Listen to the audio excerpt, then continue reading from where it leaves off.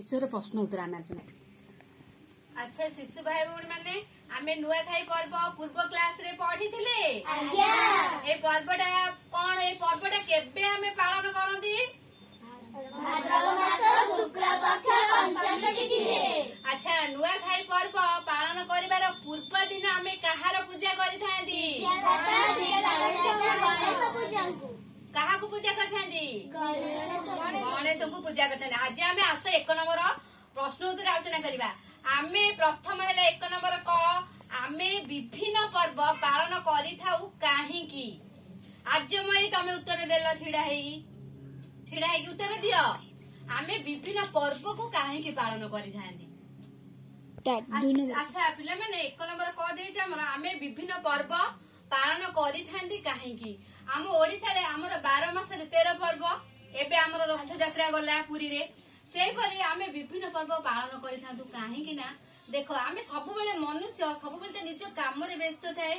तेने जंजालमय जीवन रु टिके खुशी आ आनंद पाइबा पई आमे सेति पई विभिन्न पर्व को पालन करिथांती। तापर एक नंबर खयला नुआखाई पर्व केउ दिन पालित होए? नुआखाई पर्व हैला भाद्रव मास शुक्ल पक्ष पंचमी तिथि रे पालन करा जाए। नुआखाई पूर्वरु केउ पर्व पालन करा जाए? नुआखाई पर्व पूर्वरु आमे विघ्नदाता श्री गणेशंकर पूजा करिथाउ। एही पर्व कहले एठी नुआखाई पर्व हमको कोन सिखाई जाए ना? नुआखाई पर्व हमको भातृत्वर बंधन भातृत्व भाव ओ आ कोन खुशी ना? एही पर्व हमको सामाजिक बंधन ओ भातृत्व भाव शिखाई थाए। आमे भी जे कोनसे गोटे पर्व पालन करंती समस्ते मिली मिसिकी एकाठी होइकी आमे पालन करंती नेकी ना? एमिति कोन ना आमे पर्व पालन करचू ना सी मिसिबनी ताकर मिसी पारिबेनी। समस्त जते आमे सांग होइकी गोटे पर्व पालन करंती एठी हमर कोन भातृत्व भाव ओ सामाजिक बंधनर गुरुत्व आमे पर्व पर्वाणी माध्यम रे आमे सामाजिक बंधन ओ भातृत्व भावर कोन भातृत्व भावर भावनाटा आम भितरे जागृत होई जाय हैला। तापर 2 नंबरटा देछि देखो किछि शब्द देछि तार विपरीत अर्थ। सरसर विपरीत हैला नीरस। सरसर विपरीत हैला नीरस। आउ नुआर हैला पुरुणा। नुआर विपरीत हैला पुरुणा। शुक्लर हैला कृष्ण। शुक्ल माने हैला धळा बाला शुक्ल आमे जो गोटे कोन हमर दीटा पक्ष शुक्ल पक्ष आ गोटे कृष्ण पक्ष। कृष्ण पक्ष कहले जोटा पूरा अंधकार भितर रहइबो आ शुक्ल पक्ष कहले पूरा धर आमना आलुआ पक्षटा हैला शुक्ल पक्ष अंधार पक्षटा हैला कृष्ण पक्ष। सीमितर विपरीत हैला कोन? असीमित ना सीमित हैला असीम आ दरिद्र हैला धनी। दरिद्र तार विपरीत हैला कोन? धनी। सेही बोली 3 नंबर देछि केते गुटे शब्द दिया जायछि तार विपरीत लिंग प्रकाश करूथरा शब्द गुडी को आमे लेखिबा। नरर नारी बुढ़ार बुढ़ी बोहुर पुआ पितृर मातृ इष्ट देवीर इष्ट देव। एटा हला स्त्रीलिंग आउ पुल्लिंग। पुणी 4 नंबर देछि ठीक बन को बाची कोठे लेखिबा। सरस सरस सरस केते प्रकार लेखा आइछि देखो एठी सरस एम्ति गोटे सरस लेखा आइछि पुणी एमिति गोटे सरस लेखा आइछि पुणी एमिति गोटे सरस लेखा आइछि। अच्छा कहलो कोउ सरसटा ठीक हबो? दंतेश दंतेश र आ दंतेश जोटा सेही सरसटा ठीक अछि। सेही भलिया सीमित सीमित एही भलिया अछि। तमे सेटा 5 नंबरटा ना 4 नंबरटा तमे निचे कोन करि दबो। वर्तमान आमे 5 नंबरटा आलोचना करिबा। 5 नंबरटा देछि पिल्ला माने पडिया रे खेलुचंदी। एही बाक्य रे खेलिबा काम को पिल्ला माने करछंदी तेनु पिल्ला माने हेले करिया। सुन ए गोटे गोटे वाक्य मु कहूची तार कर्ता आ क्रिया किए? कर्ता माने जे निजे काम करे से हैला कर्ता आ कर्ता जहा करू थाए सेटा हैला क्रिया।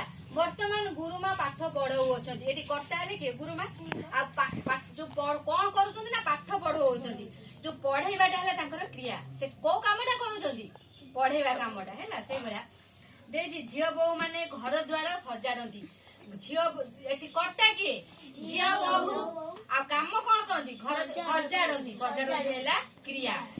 सेही भला मु बापांग संगे भोजी खाइबाकू गली ମୁଁ ହେଲି କର୍ତ୍ତା, ଗଲି ହେଲା କ୍ରିୟା। ଚପଳା କାଲି ନୟାଗଡରୁ ଫେରିବ। ଚପଳା ହେଲା କର୍ତ୍ତା, କର୍ତ୍ତା ହେଲା କିଏ? ଚପଳା। ଫେରିବ ହେଲା କଣ? କ୍ରିୟା।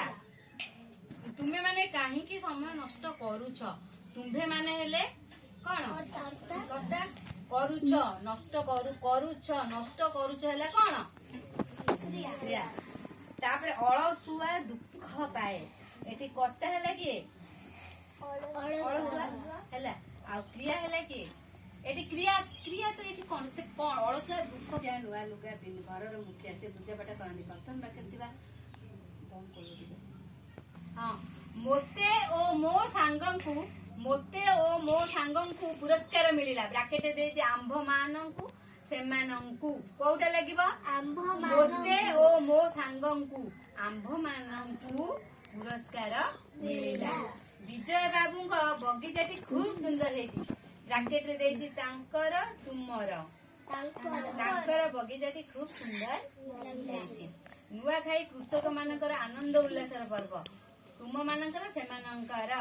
ନୂଆଖାଇ ସେମାନଙ୍କର କହିଲେ ଏଠି ବୁଝଉଛି କୃଷକ ମାନଙ୍କର। ନୂଆଖାଇ କୃଷକ ମାନଙ୍କର ଆନନ୍ଦ ଉଲ୍ଲାସର ପର୍ବ। ନୂଆଖାଇ ସେମାନଙ୍କର ଆନନ୍ଦ ଉଲ୍ଲାସର ପର୍ବ। ସେମାନଙ୍କର କହିଲେ ଏଠି ବୁଝଉଛି କାହାକୁ? ନା କୃଷକ ମାନଙ୍କର। ସୋମା ଓ ରାଜୁ ଯଦି ଆସିବେ ମୁଁ ଯିବି। ଏଇ ବାକ୍ୟରେ ଓ ଯଦି ଦୁଇଟି ଅବ୍ୟୟ ଶବ୍ଦ, ଦୁଇଟି ଅବ୍ୟୟ ପଦ। ଓ ଆଉ ଯଦି, କିନ୍ତୁ ଏବଂ ଓ ଯଦି ଯୋଉଠି ଦିଟା ବାକ୍ୟକୁ ଯୋଡନ୍ତି। ମୁଁ ପାଠ ପଢିପାରେ କିମ୍ବା ମୁଁ ଖେଳିପାରେ। ଗୀତା ନାଚୁଅଛି ଓ କମଳା ମଧ୍ୟ ନାଚୁଅଛି। ଏଠି ଓ ଲଗେଇଲି। ଯୋଉଠି ଦିଟା ବାକ୍ୟକୁ ଆମେ କିନ୍ତୁ ଏବଂ ଆଉ ଓରେ ଯୋଡୁ ସେଇଠି ହେଇଛି ଅବ୍ୟୟ ପଦ ହୁଏ। ସେଇଭଳିଆ ଦେଇଛି ମୁଁ ତାକୁ ଡାକିଲି କିନ୍ତୁ ସେ ଆସିଲାନି। ଏଠି ଅବ୍ୟୟ ପଦ କିଏ ହବ? କିନ୍ତୁ କିଏ ହବ? କିନ୍ତୁଟା ଯୋଉ ଦିଟା ବାକ୍ୟକୁ ଯୋଡିଲା। ବୃକ୍ଷଲତା ତ ଆମର ବନ୍ଧୁ। ଏଠି କିଏ? ତ ଅବ୍ୟୟ ପଦ। ଅଳସୁଆ ହୋଇ ବସ ନାହିଁ ବରଂ କିଛି କାମ କର। ଏଠି ହେଲା ବରଂ। ମୁଁ ତାକୁ ଏତେ ଅନୁରୋଧ କଲି ତଥାପି ସେ ମୋ କଥା ଶୁଣିଲାନି। ଏଠି ହେଲା ତଥାପି। ଏ ବାକ୍ୟରେ ହେଲା ତଥାପି। ସେ ଆଜି ଆସିଥିଲେ ପୁଣି କାଲି ଆସିବେ। ସେ ଆଜି ଆସିଥିଲେ ପୁଣି କାଲି ଆସିବେ। ଏଠି ହେଲା ପୁଣି। ତାପରେ ଦେଇଛି ତଳେ ଦେଇଥିବା ପ୍ରଶ୍ନର ଉତ୍ତର ଲେଖିବା। ନୂଆଖାଇ ପର୍ବ କେବେ ପାଳନ କରାଯାଏ? ଭାଦ୍ରବ ମାସ ଶୁକ୍ଳ ପକ୍ଷ ପଞ୍ଚମୀ ତିଥି। ଏହି ପର୍ବ ପାଳନ ପୂର୍ବରୁ ଲୋକମାନେ କିପରି ନିଜକୁ ପ୍ରସ୍ତୁତ କରନ୍ତି? ଏହି ପର୍ବ ପାଳନ କରିବା ପାଇଁ ଲୋକମାନେ ନିଜର ଘର ଦ୍ୱାର ସଫା ସଫି ହେଲା, ନିଜର ଘରର ଯେତିକି ଆସବାବ ପତ୍ର ଧୁଆ ଧୁଇ, ଦାଣ୍ଡ ଦୁଆର ଲିପା ପୋଛାରେ ସବୁ ସଜା ପ୍ରସ୍ତୁତ ନଥାନ୍ତି। ନୂଆଖାଇ ଜୁହାର କିଏ କାହାକୁ କରନ୍ତି? ନୂଆଖାଇ ଜୁହାର ସାନ ମାନେ ବଡ ମାନଙ୍କୁ କରନ୍ତି। ଏହାକୁ ଆମେ ନୂଆଖାଇ ଜୁହାର କହିବା। ନୂଆଖାଇ ଭେଟଘାଟ କେତେବେଳେ ହୋଇଥାଏ? ନୂଆଖାଇ ଭେଟଘାଟ କେତେବେଳେ? ଯେତେବେଳେ ସମସ୍ତେ ଘରର ସମସ୍ତ ସଦସ୍ୟ ଆନନ୍ଦରେ ବସିକି ଯେତେବେଳେ ପ୍ରସାଦ ସେବନ କରି ସାରନ୍ତି। ଝିଅ ବୋଉ ମାନେ ଘର ଘର ସାହି ବୁଲନ୍ତି ହେଲା। ସାହି ବୁଲିବେ, ମଜା ମଜଲିସ ଆନନ୍ଦିତ ମଜା ମଜଲିସ କରନ୍ତି। ଏହାକୁ ଆମେ ନୂଆଖାଇ ଭେଟଘାଟ କହିଥାଉ। ତୁମେ ଜାଣିଥିବା କେତୋଟି ପର୍ବପର୍ବାଣୀର ନାମ ଲେଖ। ତୁମେ ଜାଣିଥିବା କେତୋଟି ପର୍ବପର୍ବାଣୀରେ ପ୍ରିୟାଂଶୁ ଗୋଟେ ଅର୍ପିତା ଗୋଟେ ପର୍ବର ନାଁ କହିଲ। ଗୋଟେ ପର୍ବପର୍ବାଣୀର ନାଁ କୁହ। ସୌମ୍ୟଜିତ କୁହ। ଦୁର୍ଗା ପୂଜା। ଏସୁସି କୁହ ଗୋଟେ ପର୍ବପର୍ବାଣୀ ନା। ଆର୍ଯ୍ୟମୟୀ। କାଳୀ ପୂଜା। ସରସ୍ୱତୀ ପୂଜା। ସୌମ୍ୟଶ୍ରୀ। କାଳୀ ପୂଜା। ବସି ପଡ ସମସ୍ତେ। ଏଇଭଳି ତମ ଘରେ ବି କିଛି ପର୍ବ ପାଳନ କରାଯାଏ। ରଜ ପର୍ବ ପାଳନ କର ନା ନାହିଁ? ରଜ ପର୍ବ। ମକର ସଂକ୍ରାନ୍ତି ପାଳନ ହୁଏ ନା ନାହିଁ? ଶାମ୍ବ ଦଶମୀ ପାଳନ ହୁଏ ନା ନାହିଁ? ସୂର୍ଯ୍ୟ ଦେବତାଙ୍କୁ ଯୋଉ ପୂଜା କରାଯାଏ ହେଲା। ଅକ୍ଷୟ ତୃତୀୟା ପାଳନ ହୁଏ ନା ନାହିଁ? এইভাবে কেতে পଣା ସଂକ୍ରାନ୍ତି ପାଳନ କର କି ନାହିଁ? এইଭଳି କେତେ ପର୍ବ ଆମେ ପାଳନ କରିଥାଉ। ଏଥିରେ ଜାତି ଅଜାତି ଉଚ୍ଚ ନିଚ ଭେଦଭାବ ନଥାଏ। ନିଜ ଭାଷାରେ ବୁଝାଇ ଲେଖିବା। ଏଥିରେ ଜାତି ଅଜାତି ଆଉ ଉଚ୍ଚ ନିଚର ଭେଦଭାବ ନଥାଏ। ଏଇଠି ସରଳାର୍ଥ ଭଳିଆ ଏଇଟା ଦେଇଛି। ଗୋଟେ ନିଜ ଭାଷାରେ ବୁଝେଇ ଦବ। ପର୍ବ ମାନେ ଆମେ ପର୍ବ ପାଳନେ ଆମେ ସେଥିରୁ କଣ ଏ ପର୍ବ ଯେହେତୁ ଆମକୁ ନୂଆଖାଇ ଗୋଟେ ଖୁସି ଭିତ୍ତିକ ପର୍ବ, ଏଇ ପର୍ବ ଆମକୁ ଭାତୃତ୍ୱ ଭାବ ଓ ସାମାଜିକ ବନ୍ଧନ ଶିଖଉଥିବାରୁ ଆମେ ଉଚ୍ଚ ନିଚ କି ସିଏ ଗରିବ ସିଏ ଆମ ସାଙ୍ଗରେ ମିଶି ପାରିବନି, ସିଏ ଧନୀ ସିଏ ଆମ ସାଙ୍ଗରେ ମିଶି ପାରିବନି, କି ଉଚ୍ଚ ନିଚ ଧନୀ ଗରିବ କାହାର ବି ଭେଦଭାବ ଏଠି ଆମେ ରଖିନଥାଉ। ପର୍ବ ପାଳନ ପାଖରେ ଆମେ ସମସ୍ତେ ସମାନ, ଆମେ ସମସ୍ତେ ସମାନ ଦୃଷ୍ଟିରେ ଏଇ ପର୍ବକୁ ପାଳନ କରିଥାଉ। ବାକ୍ୟ ଗଠନ ତାପରେ ରାଗ ରୁଷା, ଆମେ କାହା ଉପରେ ରାଗ ରୁଷା କରିବା ନାହିଁ। ବାଦ ବିବାଦ ରଖି କାମ କରିଲେ କାମରେ ଆମେ ଅଗ୍ରଗତି କରିପାରିବା ନାହିଁ। ମାନ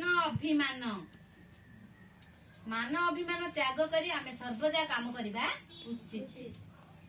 ଭେଦଭାବ, ଆମ ବିଦ୍ୟାଳୟରେ ଆମେ ଛାତ୍ରଛାତ୍ରୀ ଆମ ଭିତରେ ଆମେ ଭେଦଭାବ ରଖୁ ନାହୁଁ ବା ଆମେ କେହି ଭେଦଭାବ ରଖି ଚଳୁ ନାହୁଁ, ମାନେ ଆମ ଭିତରେ ଭେଦଭାବ, ଆମ ଛାତ୍ରଛାତ୍ରୀଙ୍କ ମଧ୍ୟରେ ଭେଦଭାବ କିଛି ନାହିଁ। ଧନ୍ୟବାଦ। ଏଇଠି ଆମର ଏଇ କାଳାଂଶକୁ ବିଶ୍ରାମ ଦବା, ପୁଣି ପରବର୍ତ୍ତୀ କାଳାଂଶରେ ଅନ୍ୟ ବିଷୟକୁ ଆଲୋଚନା କରିବା।